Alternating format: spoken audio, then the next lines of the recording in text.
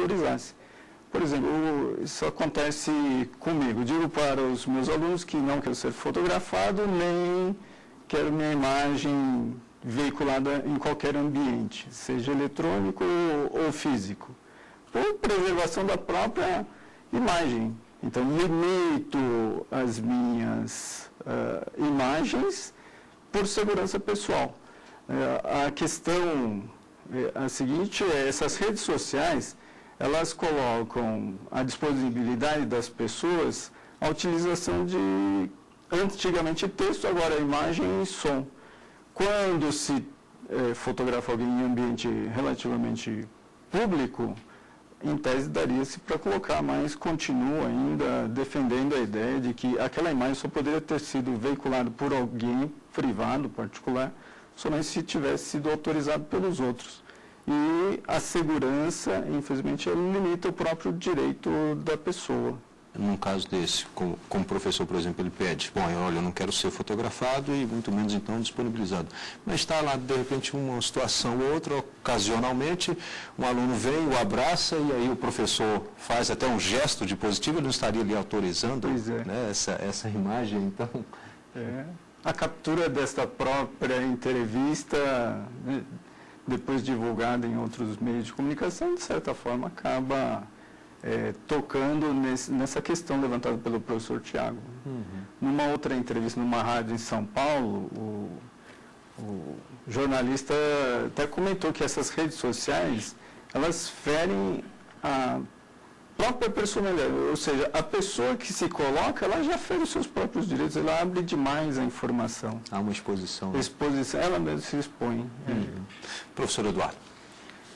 Doutor Marcelino, vou mudar um pouco o foco da questão e a pergunta agora é, a internet pode ser considerada como uma ferramenta para a garantia de direitos fundamentais e, caso positivo, como e por quê? Professor Moretti, a internet, entendo que ela é, sim, um instrumento de garantia dos direitos fundamentais, principalmente no que tange direito à informação. Esse direito à informação está na Constituição Federal, então todos têm direito à informação. E a mídia, por sua vez, tem o dever de informar. Então, entendo aqui, sim, que a internet, ela facilita, possibilita e garante os direitos à informação da sociedade como um todo. Nós temos exemplos práticos disso, dos países que estiveram em guerra, foram limitados na divulgação da informação e por vários meios, e principalmente por meio da mídia, a informação chegou aos seus povos e aos povos exteriores. Sendo assim, entendo que a internet, ela garante muito bem a informação, que é um dos direitos fundamentais. Bem, nós vamos aqui a um rápido intervalo e em seguida estaremos de volta com o programa Academia. Até já.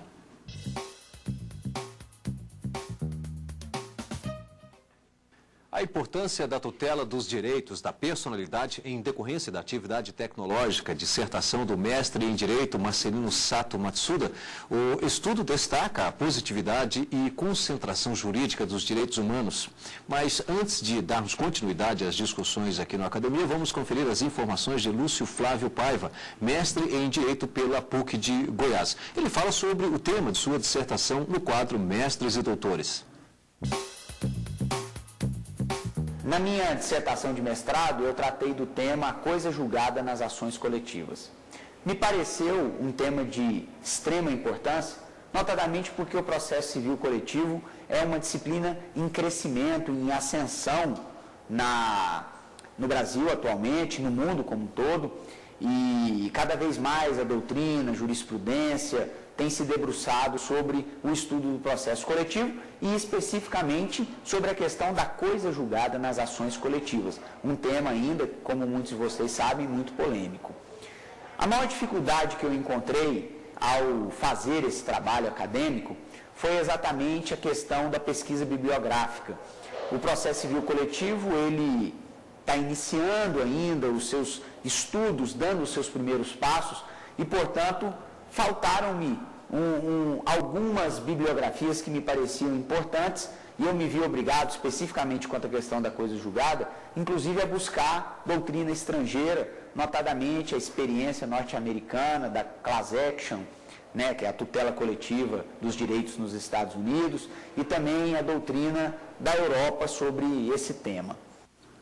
Bom, de volta aqui ao debate, professor Tiago. Marcelino, dando continuidade até à questão que o Dr. Moretti apresentou, relativa à utilização da internet como realização de direitos fundamentais, nós tivemos agora recentemente episódios aí no Oriente Médio de utilização de redes sociais como forma de realização de um direito de reunião, de expressão da liberdade de se externar, liberdade de expressão e coisa do estilo. E põe reunião, hein? E põe reunião, né? Muitas reuniões ultimamente no Oriente. Mas o aspecto que eu queria mencionar especificamente é um campo mais reduzido. É aquele relativo à eficácia dos direitos fundamentais nessas relações privadas, né? Nas situações, até na continuidade da pergunta que eu havia feito anteriormente, nas situações de violações praticadas por particulares nas suas relações, sobretudo no ambiente virtual. Nós temos, o Supremo Tribunal Federal tem se pronunciado nos últimos anos com muita frequência sobre esse tema da eficácia dos direitos fundamentais nas relações privadas, com uma posição extremamente vanguardista e extremamente louvável perto das demais Supremas Cortes no mundo inteiro, mas com esse viés apropriado ou próprio da internet, nós não temos nenhuma manifestação específica. E eu queria ouvir do senhor basicamente o seguinte: se nesse ambiente virtual a eficácia dos direitos fundamentais deveria se dar de forma direta ou indireta? Professor Tiago, excelente questão. A eficácia da tutela dos direitos da personalidade, eu entendo, né, que ela existe independentemente do meio. A internet foi um meio para que aquelas pessoas com uma determinada affect societatis venham se reunir e debater o objeto com que fez com que se unissem essas afinidades.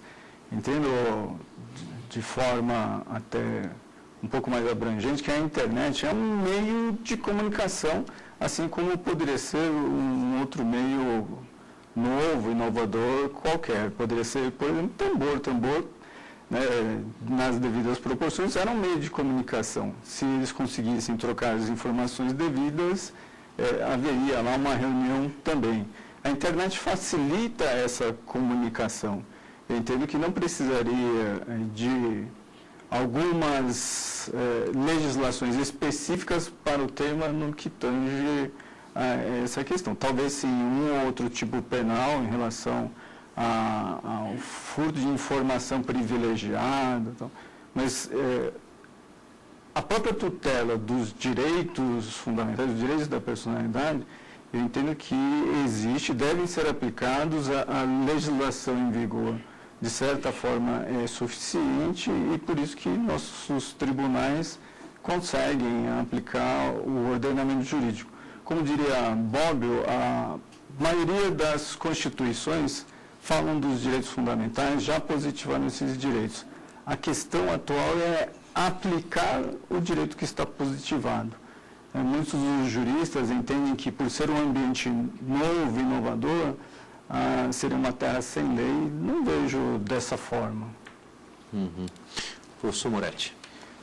Doutor Marcelino, mudando um pouco o foco novamente, e considerando seu trabalho, sua experiência como advogado, como o senhor tem visto a validade dos documentos eletrônicos como meio de prova judicial? A validade dos documentos como meio de prova tem duas correntes, professor Moretti, como o senhor também sabe, o senhor é especialista nessa área. Prova é a maior dificuldade do advogado, do operador do direito em si. Não conseguiu provar, perde a causa. Os documentos eletrônicos, seguindo a regra do Código de Processo Civil e do Código Civil, eles servem como prova. Por exemplo, o professor Antônio Cláudio da Costa Machado é bem pontual nessa questão, que uma vez que pode ser reproduzido, é documento, seja ele mecânico, cinematográfica, fotográfica. Se puder ser reproduzido, é documento. O Código Civil, no artigo 225, ele estabelece que qualquer meio que pode ser reproduzido, cinematográfica, fotográfica, química e eletronicamente é documento. Então, temos aí qualquer meio de reprodução do ambiente tecnológico é um documento. Porém, esse documento pode ser questionado, e se for questionado pela outra parte, aí depende de perícia. A eletrônica, ela facilita a criação de documentos, por outro lado, a fragilidade da sua autenticidade. Alterar um documento eletrônico é a coisa mais fácil que tem. Há um tempo atrás, o ponto não era eletrônico, né? O ponto do trabalhador era cartão perfurado. Ou depois veio o cartão com tinta. E com o avanço da tecnologia, o trabalhador tinha o seu registro de trabalho marcado eletronicamente. Ora, aquele ponto eletrônico é muito fácil de ser alterado. E hoje sai um papelzinho, o empregado é obrigado a manter aquele papel como prova da entrada e da saída do seu trabalho. Enfim, a tecnologia, ela tem em toda a sua informação, o seu registro, documentos, porque podem ser reproduzidos. A questão maior a ser discutida é a integridade desse documento, se ele não foi alterado, que realmente é difícil de ser provado a garantia da integridade do documento, porque normalmente nessa relação ele é produzido unilateralmente, né? Infelizmente acontece com base, embora, né, desculpa, o Código Civil, o Código do Consumidor traga lá a boa-fé objetiva, a função social dos contratos, infelizmente, na prática, não é bem isso que acontece.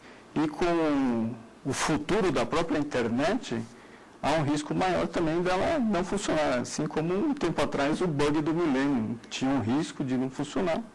Né? E com o novo protocolo da internet, pode ser que alguns provedores realmente não venham a funcionar. Nós falamos há um tempo, e aí ficou muito evidente essa história do bug do milênio. Nós estamos aí prestes a mais um bug, professor? É a alteração do protocolo da internet. Com o crescimento dos usuários da internet, precisou-se de novos caminhos de acesso à comunicação. Então, o protocolo da internet utilizado hoje já não atende e não atenderá daqui a alguns meses. Por isso que já se está implantando um novo protocolo de comunicação para aumentar a quantidade de acessos. E nem todos os provedores estão prontos para isso. Então, haverá uma alteração mundial e pode ser que um ou outro não funcione. Ou seja, é possível que as pessoas em casa, então, fiquem sem o acesso. É possível. Resumindo, é isso. E um ou outro fica sem porque o provedor está fazendo o teste. Né? Tem essa fase aí. Bom, pelo menos que faça o teste. Melhor fazer o teste. Professor Tiago. Doutor, continuando mais ou menos nessa linha relativa à prova, há uma questão também um pouco controversa no que diz respeito à utilização do e-mail como meio de prova, né? E é uma relação tumultuada aí, sobretudo com os provedores. Mas então imaginemos uma situação prática em que eu encaminho um e-mail ao senhor, um e-mail qualquer, sem qualquer conteúdo que cause algum impacto à sua imagem, ou que o denigre de alguma forma. Mas esse e-mail, por alguma razão, tem um destino desvirtuado, vai parar na mão de uma outra pessoa que não o destinatário da mensagem, no caso o senhor. Então, imaginemos um grupo de e-mails em que eu encaminho um e-mail propriamente ao senhor, outras pessoas têm acesso a esse e-mail e utilizem. Mas utilizem fora daquele objetivo, daquela finalidade restrita ao nosso grupo. E isso vem a me causar um prejuízo. Ou qualquer outra, a minha imagem, na minha condição de remetente. Se estivéssemos diante de uma carta epistolar, a comunicação dirigida diretamente ao remetente deveria permanecer entre remetente e destinatário. Mas nesse ambiente virtual, essa lógica deve ser mantida, ou seja, nós devemos restringir esse conteúdo de mensagens a uma lei que regulamenta basicamente isso, utilizada no campo penal. Mas no campo civil, que impacto nós teríamos de uma mensagem encaminhada a alguém que é desvirtuada e utilizada por uma terceira pessoa, por uma outra finalidade que não aquela almejada pelo próprio remetente?